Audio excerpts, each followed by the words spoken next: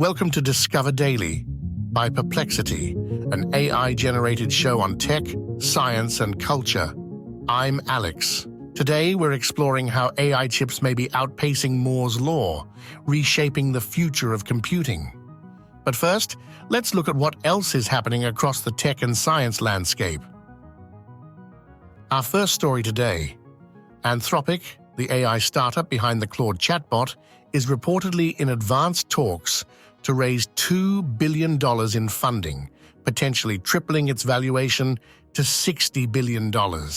This would position Anthropic as one of the most valuable US startups behind only SpaceX, OpenAI, Stripe, and Databricks. The company's rapid growth is reflected in its financials, with annualized revenue reaching approximately $875 million, primarily from enterprise sales. Anthropic has forged significant cloud partnerships to bolster its AI capabilities. The company designated Amazon Web Services as its primary AI model training partner and named Google Cloud as its preferred cloud provider. These strategic alliances have been backed by substantial investments, with Amazon committing $8 billion and Google investing $2 billion. Moving on to our second story. A new study published in the journal Proceedings of the National Academy of Sciences suggests that ancient Romans breathed in significant amounts of lead from silver mining and smelting operations, potentially causing widespread cognitive decline and an estimated 2.5 to 3-point drop in IQs throughout the Roman Empire. The extensive lead pollution was primarily driven by the Roman Empire's voracious appetite for silver, which was essential for minting coins.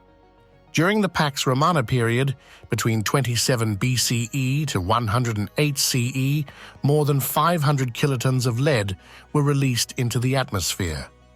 The pollution was so pervasive that it left traces in Arctic ice cores, allowing modern scientists to measure its extent and impact across Europe.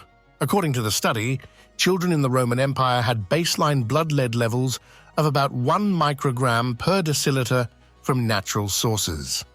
The additional 2.4 micrograms per deciliter from mining emissions pushed their total blood lead levels to 3.4 micrograms per deciliter, well above modern safety thresholds. The U.S. Centers for Disease Control and Prevention now considers any level of lead exposure harmful, especially for children. Ancient Romans were exposed to lead through multiple sources, including water systems, tableware, cosmetics, paints, food additives, and air pollution. The impacts were particularly severe in regions near major mining hubs where IQ losses exceeded 4 points.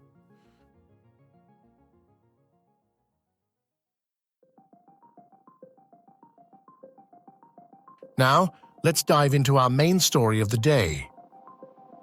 Moore's law, a fundamental principle that has guided computing progress for decades, may be facing a new challenger.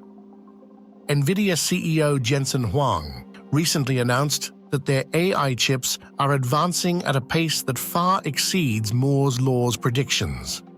At CES 2025, Huang revealed that their latest data center Superchip performs AI inference tasks 30 times faster than its predecessor, marking a dramatic leap forward in computing power. The new Blackwell architecture represents NVIDIA's most significant GPU advancement yet.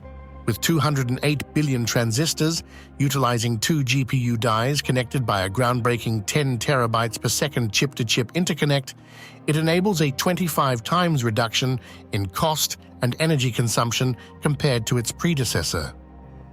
The architecture introduces innovative features like the 2nd-generation transformer engine and 5th-generation NVLink, pushing the boundaries of AI processing capabilities. But what exactly is Moore's law, and why is this claim so significant? Back in 1965, Intel co-founder Gordon Moore made a prediction that would shape the future of computing. He observed that the number of transistors on a microchip would double every year, a prediction he later revised to every 2 years in 1975. This observation specifically focused on transistor density and component costs, driving exponential growth in computing power. However, in recent years, Moore's law has begun to slow down as we approach the physical limits of silicon-based transistors. Though Intel's CEO Pat Gelsinger maintains that Moore's law remains alive and well, enter Huang's law, named after NVIDIA's CEO. This new principle suggests that the performance of GPUs, particularly in AI applications, will more than double every 2 years. Over the past decade, NVIDIA's GPU AI processing capabilities have improved 1,000-fold, demonstrating this remarkable acceleration. This advancement is exemplified in their latest RTX 5090 GPU, which boasts 92 billion transistors and delivers an astounding 3,352 trillion AI operations per second. What makes this possible? According to Huang, it's not just about the chips themselves. We can build the architecture, the chip, the system, the libraries, and the algorithms all at the same time, he explains. If you do that, then you can move faster than Moore's law because you can innovate across the entire stack. This rapid advancement in AI chip technology could have far-reaching implications. As computing power increases and costs decrease, we might see accelerated breakthroughs in areas like drug discovery, climate modeling, and autonomous vehicles. Major AI companies like Google, OpenAI, and Anthropic have specifically chosen NVIDIA's H100 chips as their preferred hardware for training large language models, cementing NVIDIA's position in the AI infrastructure landscape.